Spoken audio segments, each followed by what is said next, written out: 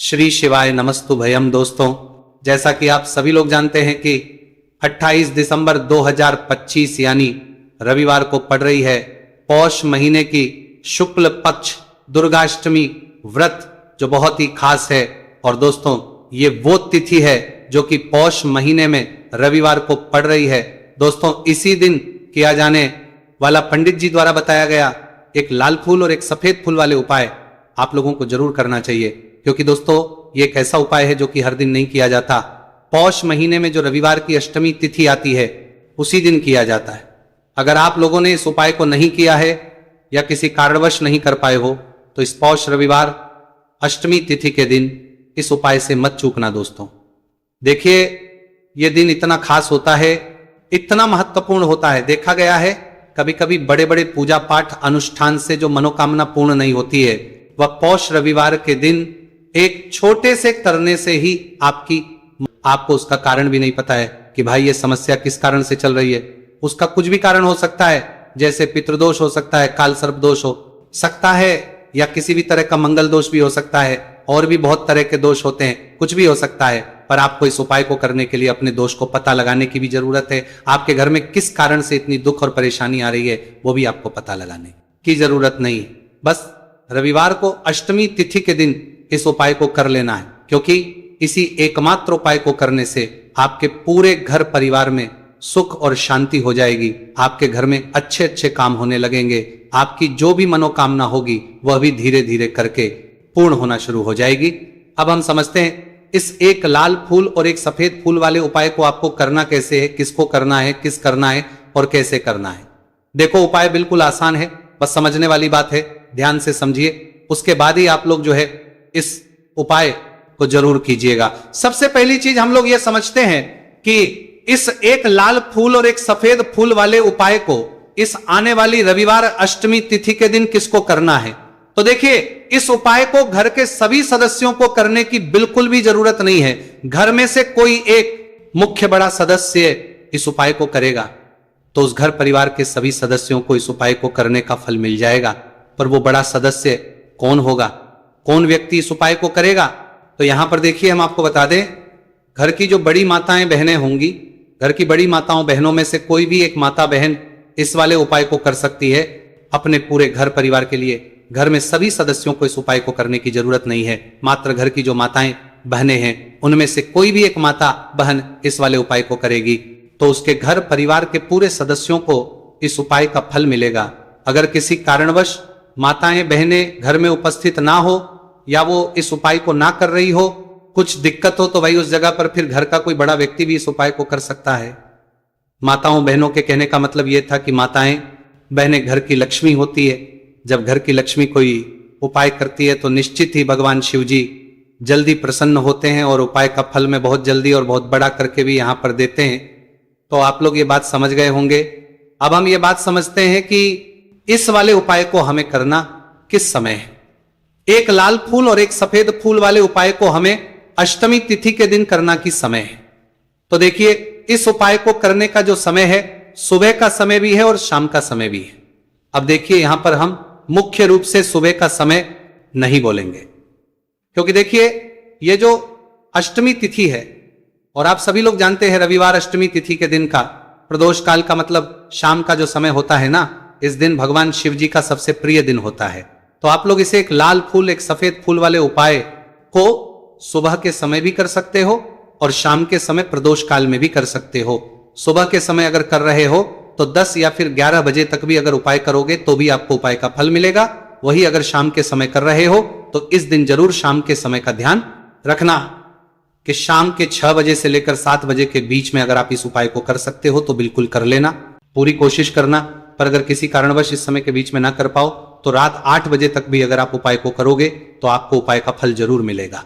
यह बात आपको समझ आ गई कि आप इस उपाय को सुबह और शाम दोनों समय कर सकते हो। मतलब करना आपको एक ही समय है, घर में से किसी एक ही बड़े व्यक्ति को करना है, एक ही बार इस उपाय को करना है, दोनों समय नहीं करना है।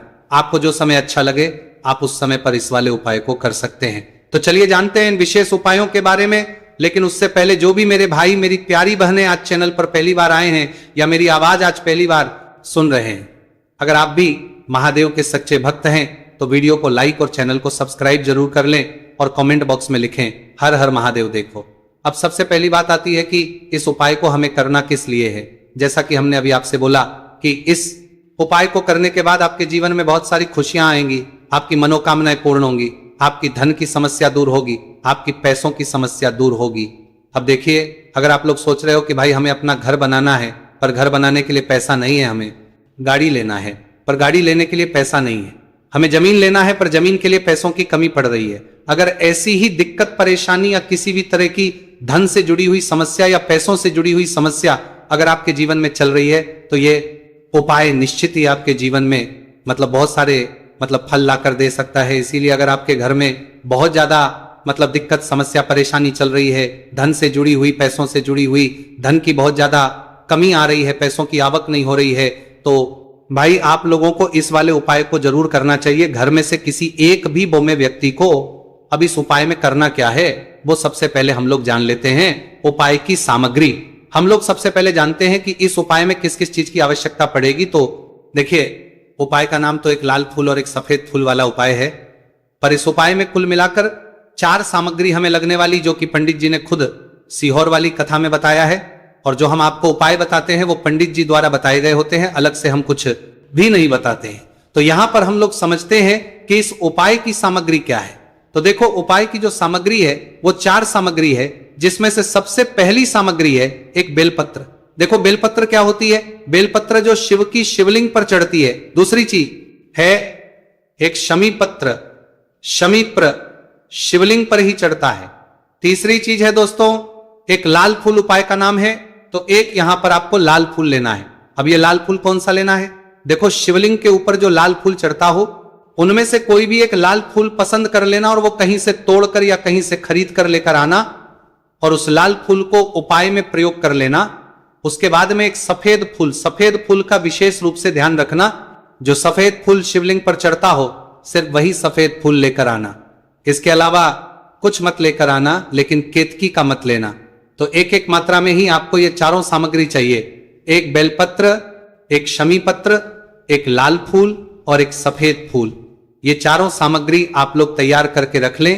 प्रदोष काल में या सुबह के समय जब भी आप इस उपाय को कर रहे हैं, जैसे ही आपके उपाय की सामग्री तैयार हो जाती है, तो क्या हम सीधा उपाय को करने के लिए इन चारों सामग्री को उपाय करने के लिए जा सकते हैं? नहीं, तो यहां पर आपको इस बात का ध्यान रखना है कि हम भगवान शिव जी को प्रसन्न करने के लिए तो जा रहे हैं, हम अपनी मनोकामना को पूर्ण करवाने के लिए तो जा रहे पर हमें यह दर्शाना बिल्कुल भी नहीं है कि हम सिर्फ अपने फायदे के लिए भगवान शिव जी के मंदिर में आए हैं।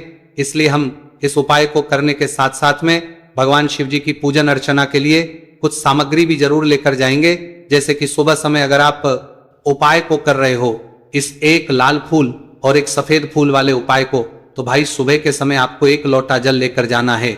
जो लोग प्रतिदिन शिव जी के मंदिर जाते हैं, पूजन अर्चना करते हैं, जल चढ़ाते हैं, फूल बेल पत्र सब कुछ चढ़ाते हैं, भाई वो अपनी पूजन अर्चना वैसी की वैसी ही करना। बाकी जो सिर्फ उपाय को करने के लिए जा रहा है, जो कुछ भी लेकर नहीं जा रहा है, उसे कम से कम 1 लोटा जल अपने घर से भरकर लेकर जाना, अगर आप उपाय को कर रहे हो, है ना?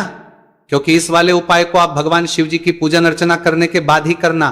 वहीं अगर बात करें शाम के समय की, अगर कोई व्यक्ति शाम के समय प्रदोष काल में इस वाले उपाय को कर रहा है, तो भाई आपको मात्र एक घी का दीपक तैयार करना है। ये बात हम हमेशा बोलते हैं, शाम के समय प्रदोष काल में कोई कर रहे हो ना, तो दीपक का विशेष महत्व होता है। रविवार, अष्टमी तिथि, दिन का प्रदोष काल में जो भी व्यक्ति दीपक जलाता है ना भगवान शिव जी के मंदिर में, भाई उसके जीवन से सारी दुख और परेशानियां भी दूर होती हैं। तो भाई इस दिन दीपक का विशेष रूप से ध्यान रखना आप लोग। अगर आप इस उपाय को शाम के समय प्रदोष काल में कर रहे हो, है ना, ये जो दीपक आप लोगे ये आटे का लोगे, जो आटा आप गूंद दोगे उसके अंदर कुछ भी मत डालना, मात्र साधा आटा लगाकर उसे तैयार कर लेना और एक मीडियम साइज का दीपक तैयार कर लेना। दीपक ना ज्यादा छोटा हो ना ज्यादा बड़ा हो, है ना। उसके बाद में दीपक आपका तैयार हो जाए तो इसके अंदर जो बत्ती रखोगे वो गोल बत्ती रखो। देखो गोल बत्ती भी 2 तरह की होगी, एक बाजार की और एक घर वाली। तो कोशिश करना अपने घर में जो रुई रखी हुई है उस रुई से आप लोग एक गोल बत्ती अपने ही हाथों से बनाओ। उपाय का फल अच्छा मिलता है, भगवान शिवजी जल्दी प्रसन्न होते हैं। जब हम किसी भी उपाय को अपने हाथों से परिश्रम करके तैयार करते हैं तो आपको उस दीपक के अंदर एक गोल बत्ती रख देनी है। इसके अंदर जो चीज आप लोग डालोगे वो डालोगे शुद्ध देसी गाय का घी। इस बात का विशेष रूप से ध्यान रखना, शुद्ध देसी गाय का घी ही डालना है, तेल वगैरह नहीं। आज के दिन तो मत डालना, रविवार अष्टमी तिथि के दिन, क्योंकि भगवान शिव जी का सबसे प्रिय दिन और प्रिय समय पर हम लोग इस वाले उपाय को कर रहे हैं। तो थोड़ा सा शुद्ध गाय का घी इतना डालना कि वो दीपक कुछ समय तक चल सके। ना बाजार वाला मिलावटी घी डालना, ना भैंस का घी डालना। शुद्ध देसी गाय का घी आपको ढूंढने में थोड़ी मेहनत लगेगी और महंगा भी मिलेगा, पर गाय के घी से भगवान शिव जी प्रसन्न होते हैं और उसी शुद्ध देसी गाय के घी से घर में बरकत भी बनी रहती है और हमारे घर में सुख शांति भी बनी रहती है। इसलिए इस शुद्ध देसी गाय का घी अपने घर में हमेशा रखा करो। वो भगवान शिव जी के कार्यों में भी उपयोग में आता है और उपायों में भी हम लोग प्रयोग कर सकते हैं। तो यहां पर आपकी सारी तैयारियां हो चुकी है।